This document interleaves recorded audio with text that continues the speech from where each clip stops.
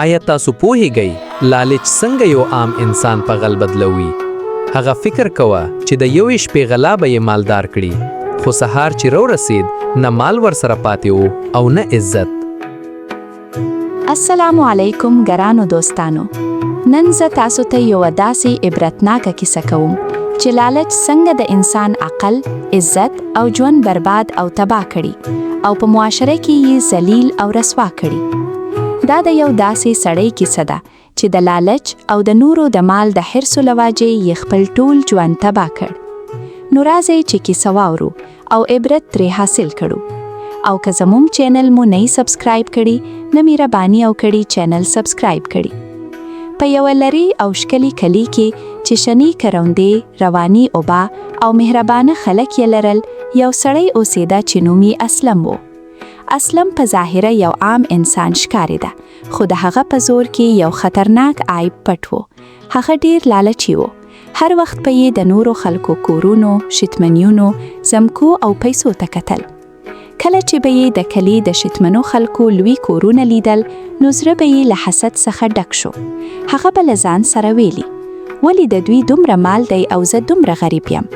خو حقیقت دا و چې د کلي خلکو د کلونو سخت کار، خلو او زحمت په بدل کې خپل مقام ترلاسه کړی و. دوی به د سهار له اذانه مخکې راپاڅېدل، په کروندو کې به یې کار کوو او حلاله روزي به یې ګټله. خو اسلم کار کول نه خوښول. هغه به ټوله ورځ د ونې لاندې ناست و او یوازې به د نورو د شتمنۍ په اړه فکر کوه. د اسلم ښځې به ورته ویلي، اسلمه، که تا هم لږ کار وکړې نو زموږ ژوند به ښه شي. خو اسلم به په غوسه شو او ویلي به یې، کار کول د ناپوهانو کار دی. زه به یوه ورځ داسې مالدار شم چې ټول کلي به راته حیران وي. ورځې تېرېدې او د اسلم لالچ ورځ ته بلې زیاتېده. یوه ورځ د کلي بازار ته لاړ.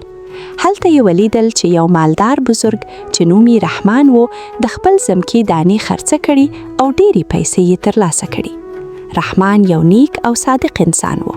ټول کلی پرې باور درلود. اسلم چې د پیسو ډک بکس ولید، سترګې یې وچلېدې.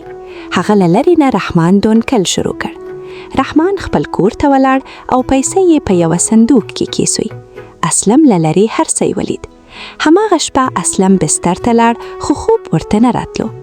د هغه په ذهن کې یوازې یوه خبره ګرځېده، که زه دا پیسې ترلاسه کړم نو زما ټول ستونزې به ختم شي. خو د هغه وجدان ورته ویلي، دا د بل چا حق دی، غلا مه کوه. خو لالچ د هغه په زور دومره غالب شو چې د وجدان غږ یې ونه اورېد. شپه تیاره شوه، خلک ویده شول. په کلي کې هر خوا خاموشي شوه او د کلي خلک اوده شول. اسلم ورو له خپل کوره راووت. مخ یې پټ کړی و. مخکې وروسته یې وکتل تر څو څوک یې ونه ویني. ورو د رحمان د کور په لور روان شو. د هغه زور په چټکۍ سره درزېده، لاسونه یې رپېدل، خو د پیسو فکر هغه ته جرأت ورکوه. کله چې د رحمان کور ته ورسید، په احتیاط سره د دیوان له لارې دننه ولاړ. هر قدم یې په ویره اخیست. هغه پوهېده چې که ونیول شي نو ټول عزت به یې له منځه ولاړ شي.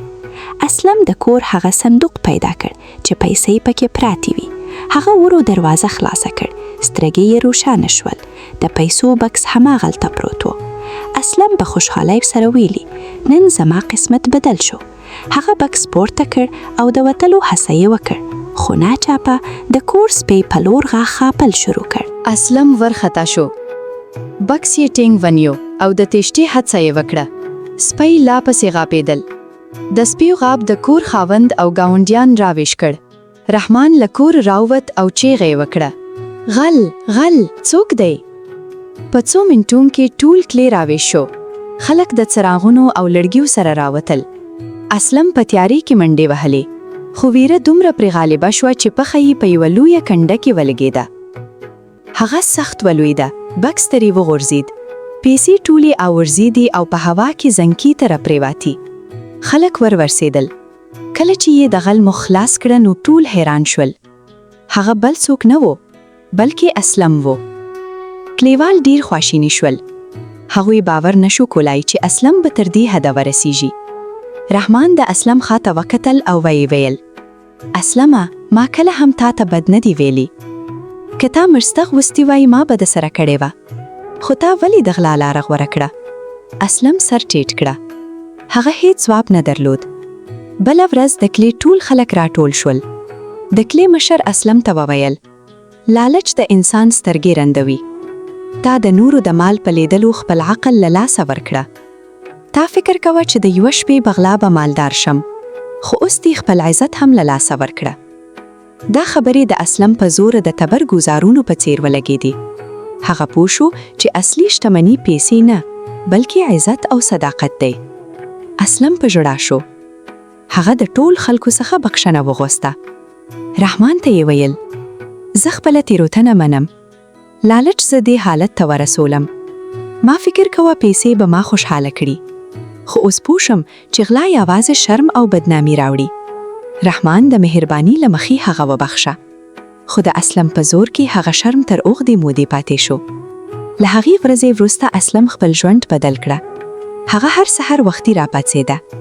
په کرندو کې یې کار پیل کړه. خپلو لاسونو ته یې زحمت ورکړه. که چیسي هم عاید یې لږ و، خو زر یې آرام و. ورو ورو خلکو بیا پرې باور پیل کړه. کلونو وروسته اسلم د خپل زحمت په برکت ښه ژوند پیدا کړه. اوس به هغه ځوانانو ته ویل: هیڅ کله د بل چا مال ته سترګې مه نیسئ. حلاله روزي که لګوي برکت لري، خو حرام مال که ډیر هم وي پایله یې تل تباهي ده. د کیسې لوی سبق: لالچ انسان له سمو لارو نه منع کوي. د نورو د مال حرس انسان د ذلت کنځې ته غورځوي. حلاله روزي که لګوي عزت او سکون لري. غلا او دوکه لنډه ګټه لري، خو اوږدمهاله پښیماني راوړي. صداقت هغه خزانه ده چې د نړۍ له هر یوه شتمني ارزښتناکه ده. ګرانو دوستانو، د دې کیسې لوی درس دا دی چې حلاله روزي که لږه هم وي برکت او سکون لري، خو د حرام مال او لالچ پایله تل پښیماني، ذلت او تباهي وي. تل د صداقت، امانتداري او سخت کار لارښوونه کوي، ځکه چې رښتینی عزت په پاکو اعمالو کې دی، نه په شتمنۍ کې. که تاسو ته دا عبرتناکه او ضرر راښکونکې کیسه خوښ شوې وي، نو ویډیو لایک کړئ، له خپلو ملګرو سره یې شریک کړئ، او د نورو داسې په زوره پورې کیسو لپاره همدا اوس پښتو ټون هب سبسکرایب کړئ. ستاسو یو سبسکرایب زموږ لپاره لویه حوصله ده او موږ ته ځواک راکوي چې لا نورې ښکلې او عبرتناکه کیسې درته وړاندې کړو. مننه او تر بلې په زوره پورې کیسې پورې. په امان الله.